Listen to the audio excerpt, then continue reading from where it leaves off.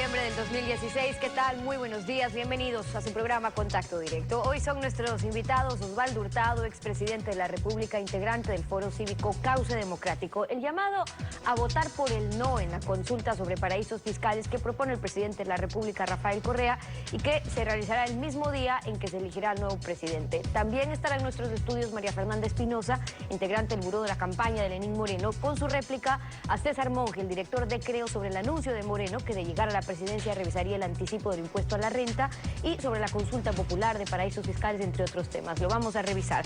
Además, José Antonio Hidalgo, el director ejecutivo de la Cámara de Comercio Ecuatoriano-China. El acuerdo de asociación estratégica integral con China y la balanza comercial deficitaria para el Ecuador con ese país, considerado la segunda potencia mundial después de Estados Unidos. Lo revisaremos.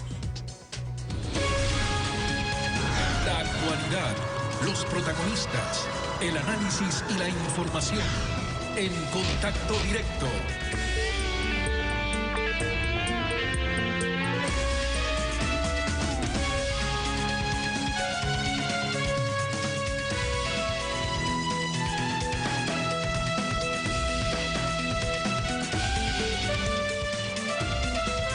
¿Qué tal, Lenín? Buen día, ¿cómo te va? Muy bien, Estefi, amigos televidentes, un buen día para todos.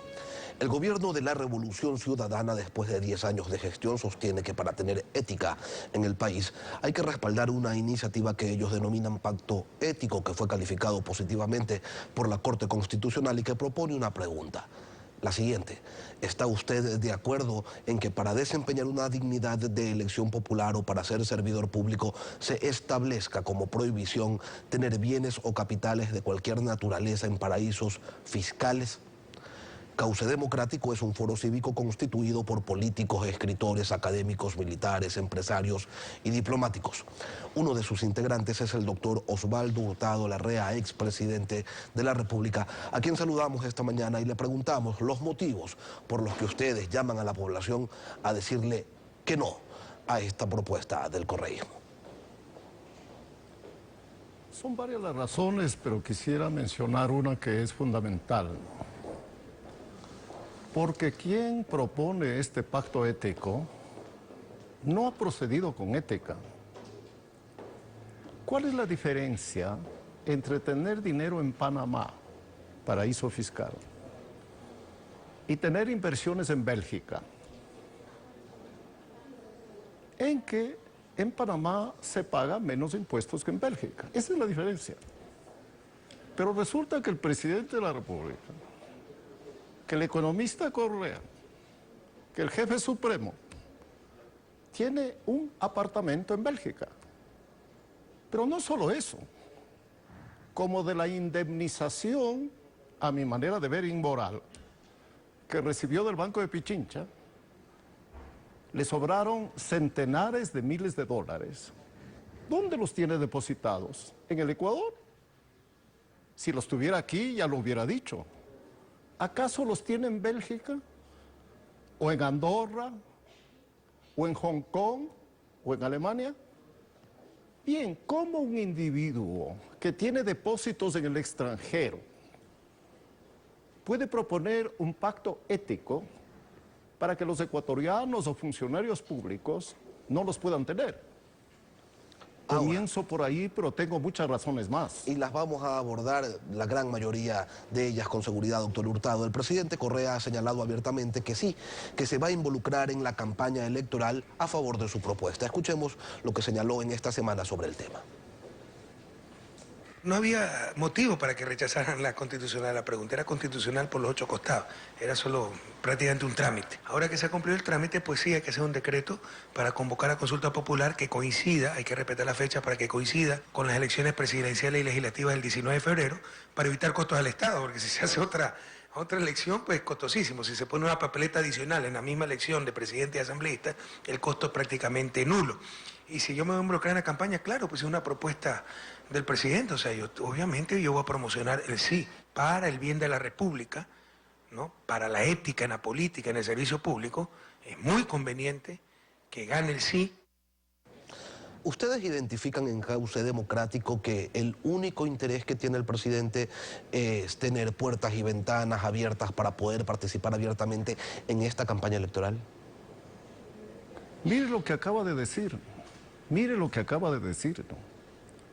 Que esto no le va a costar un centavo al Estado,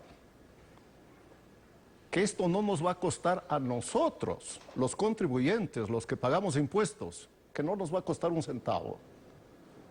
¿Y los aviones que va a usar el presidente? ¿Y los helicópteros? ¿Y los automóviles? ¿Y los guardaespaldas? ¿Y los viáticos? ¿Y los banquetes? ¿Y las bailarinas? ¿Y los payasos? ¿Y los cantantes que amenizan los actos públicos de Correa? Esos no cuestan. Esto nos va a costar una fortuna, ecuatorianos. Y esta es una segunda razón para votar no en la consulta popular. Y luego iremos viendo las siguientes. Ahora, sin consulta popular, ¿quién podría impedirle al presidente Correa participar en la campaña? ¿El Consejo Nacional Electoral, que no lo ha hecho antes? ¿El Tribunal Contencioso Electoral, que suele terminar archivando cualquier denuncia que se refiera al movimiento oficialista? Bueno, esta es una tercera razón. Mire usted, ¿no?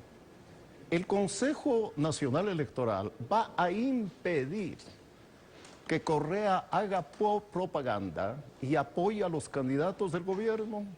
No lo va a impedir. Si no ha impedido que el sábado pasado el vicepresidente y candidato a la vicepresidencia, Glass, con dinero público, con nuestro dinero, en una sabatina, haga campaña electoral, va a impedir que su jefe, Correa, proponga, recomiende, apoye y aplauda las candidaturas de Moreno y Glass. No. Bien, ecuatorianos, solo tenemos una manera de defendernos. Porque el presidente del Consejo Nacional Electoral no defiende la libertad electoral. Porque la justicia no es justicia. Porque la fiscalía no es fiscalía, la contraloría no es contraloría. Todos son empleados del presidente de la República. Aquí otra razón para protestar votando no.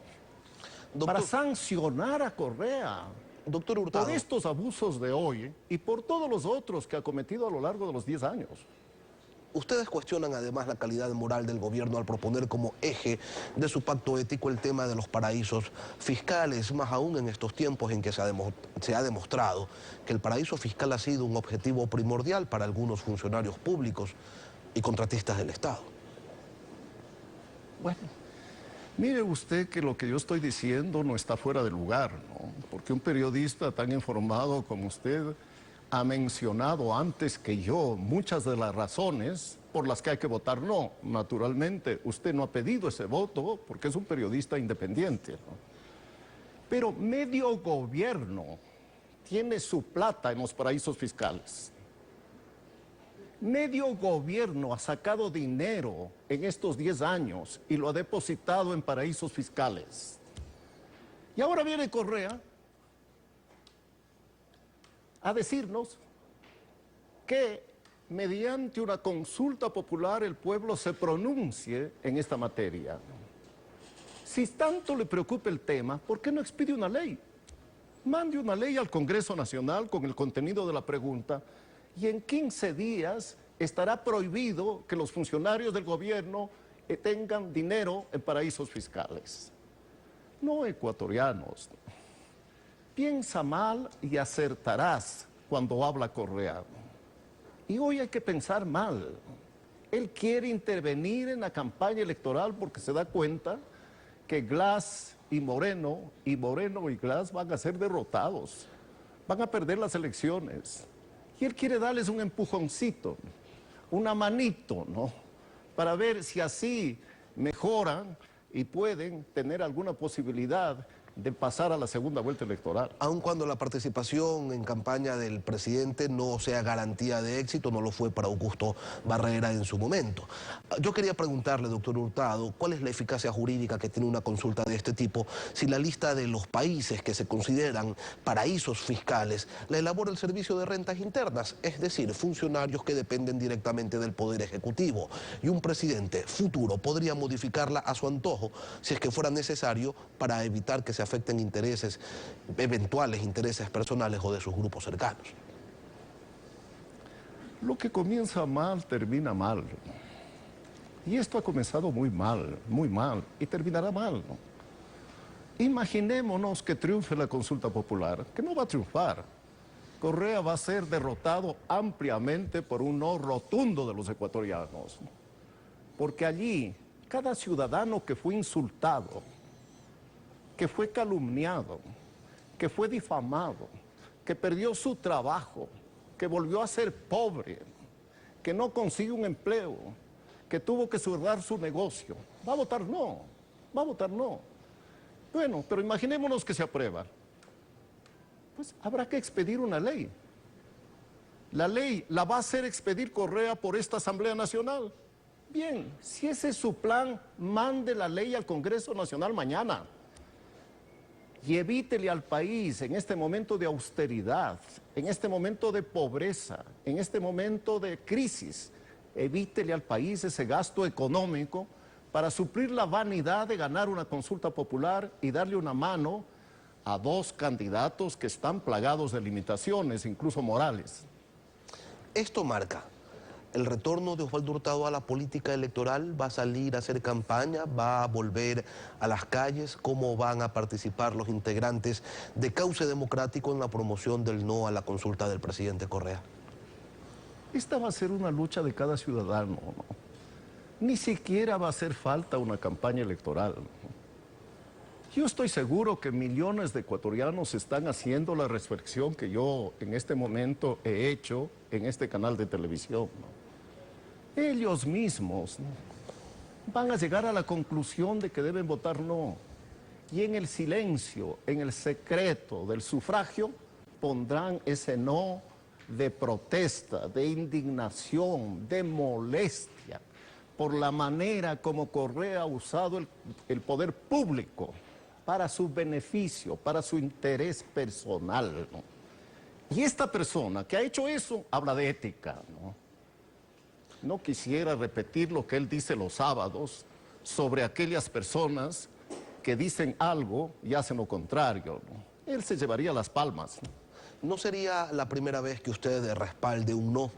Lo hizo cuando el referéndum de 1986, en donde en el gobierno de León Febres Cordero se preguntó a la población si estaba de acuerdo con que los ciudadanos independientes tengan plenos derechos a ser elegidos sin necesidad de estar afiliados a partido político alguno. En esa ocasión ganó el no con un 57%, la posición que usted respaldaba. Sin embargo, 8 años después, la misma pregunta obtuvo el respaldo favorable de la población. Esto demuestra, doctor Hurtado, que estas consultas son más bien una medición de la aceptación, de la popularidad de un gobierno. Exactamente. Eso fue lo que pasó, ¿no? Mire que Febres Cordero, que se parece mucho a Correa, no, al revés.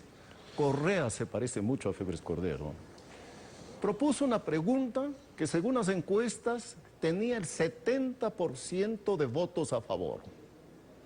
La pregunta inocente decía: ¿creen ustedes, ecuatorianos, que para restablecer los derechos de ciudadanía, los que no están afiliados a partidos puedan ser candidatos? ¿Quién iba a votar? No. Pero el pueblo ecuatoriano descubrió que esto era una trampa, que lo que quería Febres Cordero es ganar esa consulta popular y ampliar su poder para gobernar de manera absoluta. Se dio cuenta y votó no. Y el 70% a favor del sí se convirtió en 70% a favor del no. Yo pienso que esto va a pasar hoy y con muchas más razones. Porque Febres Cordero se le puede criticar de muchos abusos de poder, pero era un angelito comparado con Correa. No hay dictador del siglo XX que haya incurrido en mayores abusos de poder que el actual se dice presidente del Ecuador. Por todas estas razones, yo pienso que el gobierno va a sufrir una derrota, no el gobierno, Correa, Rafael Correa Delgado, va a recibir una derrota aplastante en la consulta popular del 19 de febrero. Osvaldo Hurtado, expresidente de la República, gracias por participar esta mañana en Contacto Directo. Gracias. Son las 7:16, tiempo de ir a una pausa con ustedes. Cuando regresemos estará María Fernanda Espinosa, integrante del buró de la campaña de Lenín Moreno, y su réplica a César Monge, director nacional de Creo, sobre la eliminación de la figura del anticipo al impuesto a la renta, también sobre la consulta popular, sobre paraísos fiscales y otros temas. Al regresar, ¿qué desea usted en nuestra sintonía? La libertad política implica la libertad de expresar la opinión política que uno tenga oralmente o por escrito y un respeto tolerante hacia cualquier otra opinión individual. Lo dijo Albert Einstein, científico alemán, premio Nobel de Física 1921. María Fernanda Espinosa, de Alianza País, integrante del buró de la campaña de Lenín Moreno. Bienvenida a Contacto Directo.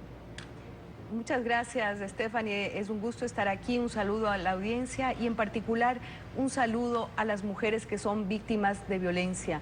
Hoy día es el Día Internacional para la erradicación de la violencia en contra de las mujeres y creo que merecen nuestro reconocimiento y nuestra solidaridad. En Ecuador, 6 de cada 10 mujeres son víctimas de violencia psicológica o física y es un mal que debemos definitivamente erradicar de la sociedad ecuatoriana y del mundo entero. Así es que muy buenos días. Y que merece toda nuestra atención, sin duda. Usted ha solicitado ejercer su derecho a la réplica por las declaraciones hechas aquí por César Monge, el director nacional del movimiento Creo. Escuchamos primero algo de lo que dijo. Aquí está un recorte de Diario El Comercio, y Lenín Moreno, que ha estado en Ambato, dice textualmente, si me permiten leer, dice: jamás entendí eso del impuesto de anticipo al IVA. Claro que no lo entendió, pues, señor Moreno, no ve que eso no existe.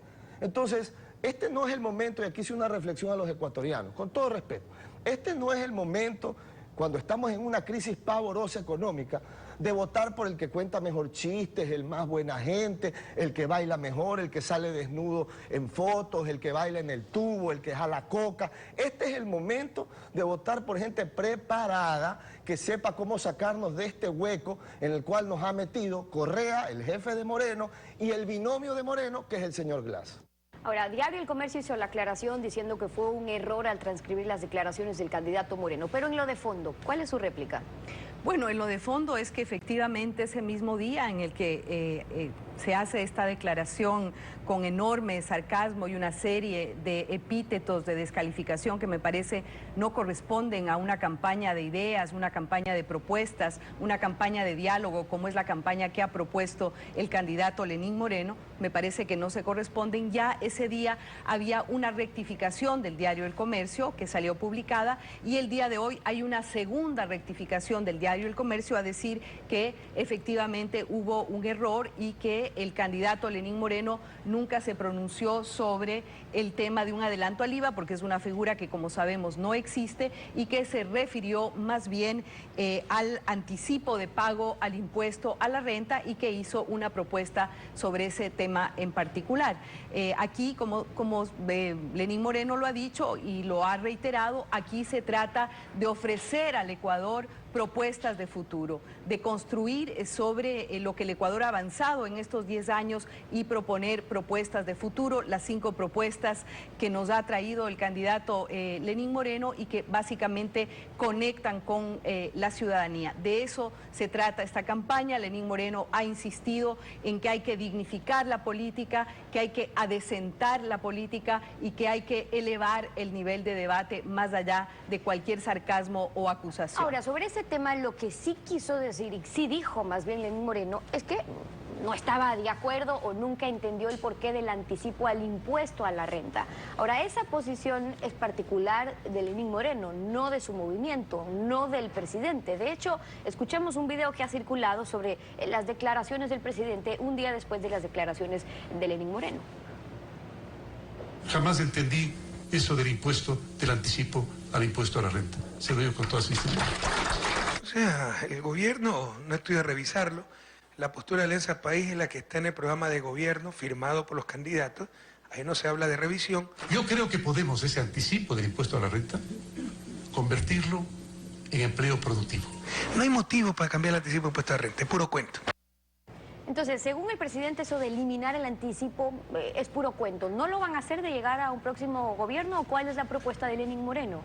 Bueno, aquí de lo que se trata, y creo que es muy importante que los ecuatorianos conozcan, es que la realidad tributaria del Ecuador cambió en estos últimos 10 años. En el 2006 teníamos una evasión fiscal del 80%, hemos llegado a una evasión fiscal del 20%, que en realidad debería ser cero. Por eso hay que seguir trabajando. Es importante que los ecuatorianos conozcan que 15.880 millones, me parece, de dólares entran al presupuesto del Estado por concepto del impuesto, de la carga impositiva, ¿no? Y que además de eso, todos los países desarrollados del mundo tienen fuertes cargas impositivas. Países como Dinamarca, el primer país de desarrollo en el índice de desarrollo humano, tiene una carga impositiva superior al 43%. Sobre el anticipo, que es distinto entre lo que dice el presidente y lo que dice Lenín Moreno. La recaudación por el anticipo del impuesto a la renta es de alrededor de 241 millones de dólares y de la propuesta que ha hecho el candidato Lenín Moreno es que ese monto básicamente se invierta en un programa que está en las propuestas que se llama el programa Impulso Joven. Son 241 millones básicamente dedicados a emplear a jóvenes, ¿no? Y a generar además incentivos para optimizar la productividad, para la innovación dentro del sector privado. También hay que recordar, 9 de cada 10 empleos en este país son generados por el sector privado. La idea es dinamizar la economía, la producción y el empleo, que es la primera propuesta de las 5 propuestas que hace el candidato Lenín Moreno. Es la propuesta de Lenín Moreno, pero el presidente insiste en que la postura de Alianza País es la que está en el plan de gobierno que ellos como candidatos firman, un poco dando a entender la idea de que los candidatos lo que tienen es que atenerse a eso. Lo que ocurre es que efectivamente dentro de las 12 revoluciones que plantea el plan de gobierno de Alianza País, obviamente hay una sección dedicada a la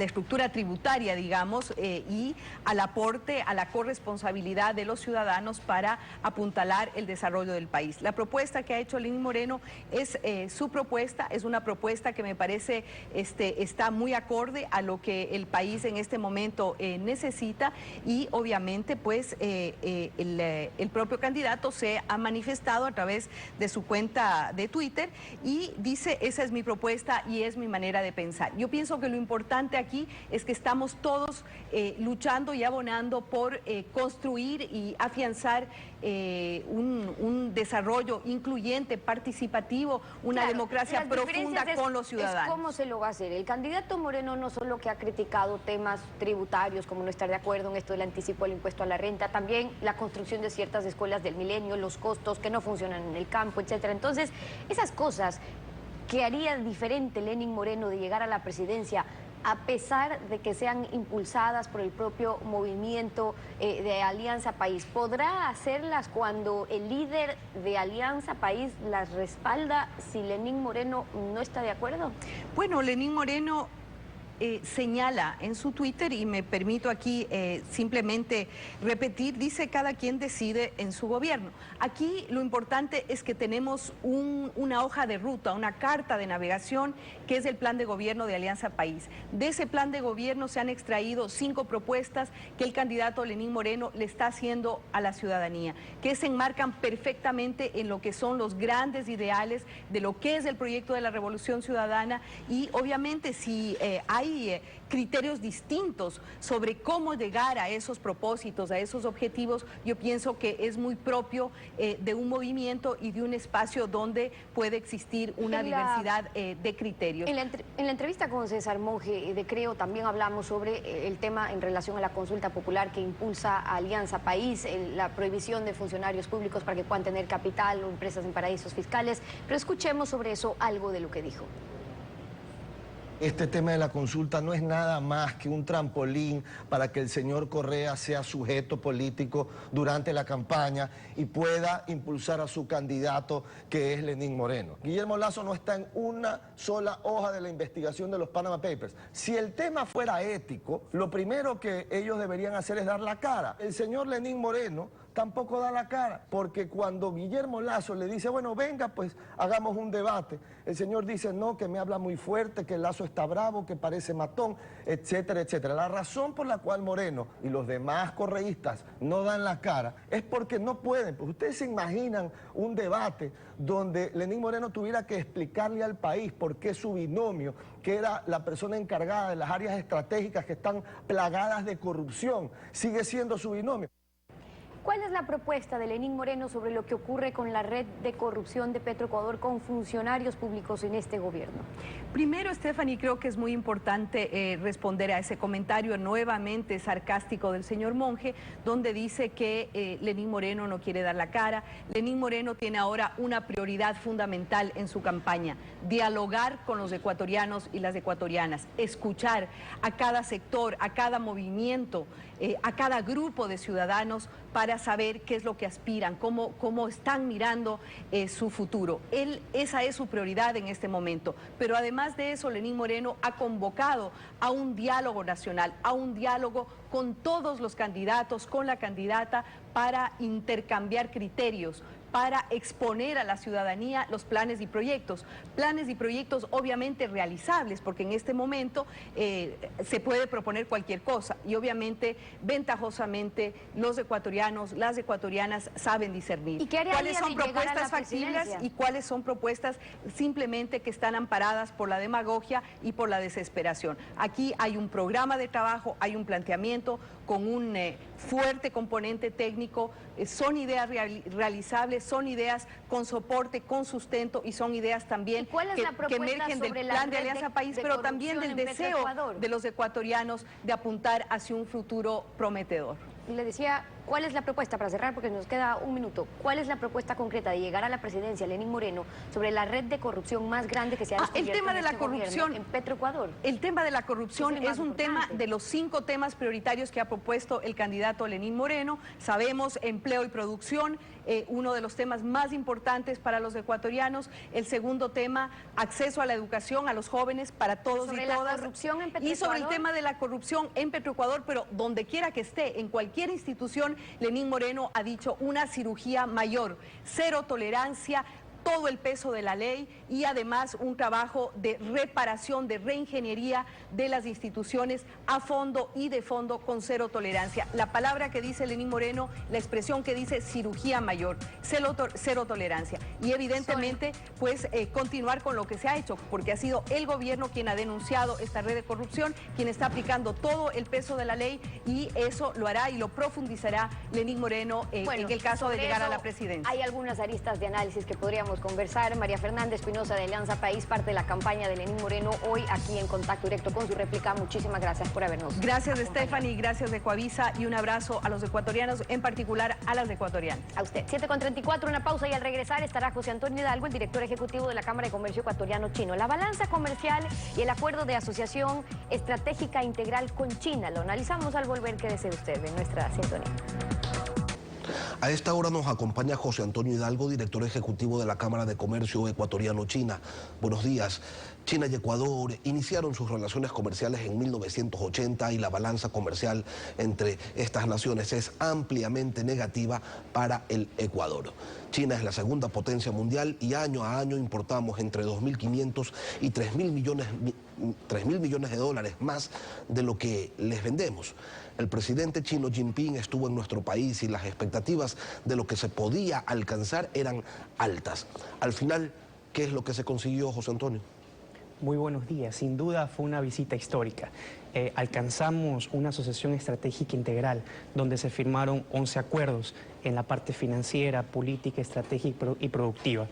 Esta visita marcó un antes y un después en nuestras relaciones y por esta razón nosotros como Cámara estamos impulsando y creemos en propuestas propositivas que vayan acompañadas de esta agenda estratégica del gobierno. Uno, buscar las reducciones de productos como banano, camarón y rosas que están ingresando hoy en día fuertemente en el mercado chino. El banano tuvo una subida del año 2013 al 2014 de un 178%. Han ido ganando nichos, ganó un 24% del mercado. Dos, buscar la apertura de permisos fitosanitarios y gestiones fitosanitarias para más productos, diversificar ahora. En el punto 3, buscar inversiones en nuestra ventaja comparativa en la parte agrícola y como punto 4 tener preferencias arancelarias para productos que no producimos en el Ecuador. ¿Pero qué falta para aterrizar estos acuerdos que se han firmado? ¿Se pudo efectivamente negociar la eliminación del arancel del 10% para el banano, del 22% para el camarón y del 10% que tienen las flores ecuatorianas que quieren ingresar a ese país? ¿Se logró realmente avanzar en el tema de los obstáculos técnicos que tienen algunas frutas y vegetales ecuatorianos que apuntan hacia China, pero que con temas como las certificaciones fitosanitarias que usted señala están frenados? ¿Se ha logrado aterrizar esto o simplemente es un acuerdo para empezar a dialogar? Justamente, como indiqué, marcó un antes y un después y nosotros tenemos que aprovechar esta coyuntura política, esta relación que acaba de nacer con la visita.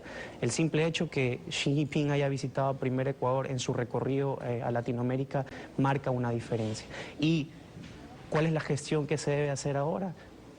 Con China, nosotros tenemos que consolidar un grupo público-privado que se enfoque en aperturar los permisos fitosanitarios, tal como lo tiene Uruguay, Chile y Perú. Tenemos un equipo de promoción, pero tiene que ir acompañado de un equipo con nuestra agrocalidad, con representantes de cada uno de los sectores que están fortalecidos a poder trabajarlo desde ahora. ¿E ir producto por producto o sería mejor apuntar a un acuerdo de preferencias arancelarias? Bueno, lo mejor es negociar en bloque. O sea, China es un país continente, tiene 23 provincias, 56 etnias y 54 dialectos. O sea, si nosotros podemos entrar a diferentes iniciativas multilaterales, es mucho mejor.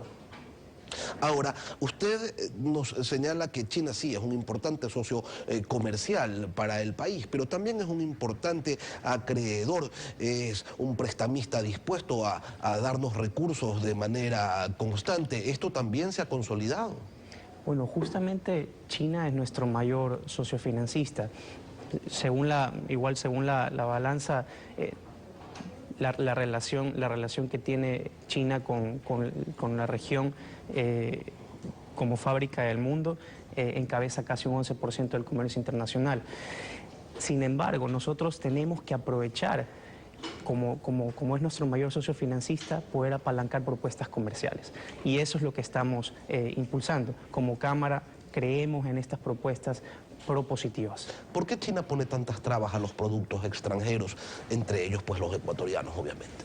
Bueno, China es una economía que cuida su mercado y está pro a acuerdos. Entonces, se liberarían si empezamos un acuerdo, y eso es lo que debemos de buscar, un acuerdo multipartes con China donde se protejan los sectores sensibles nuestros y se fortalezcan los productos que estamos exportando. Le conviene a Ecuador, le conviene a China.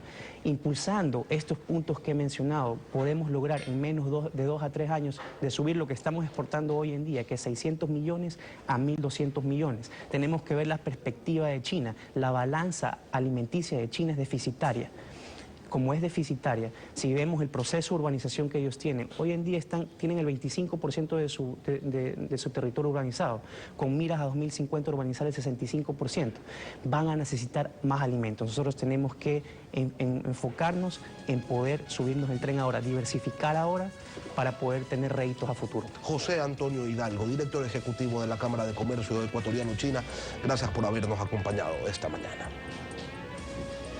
Concluimos esta emisión. A ustedes, como siempre, gracias por su confianza y sintonía. Nos volvemos a encontrar contigo la próxima semana, Lenín. Será hasta entonces.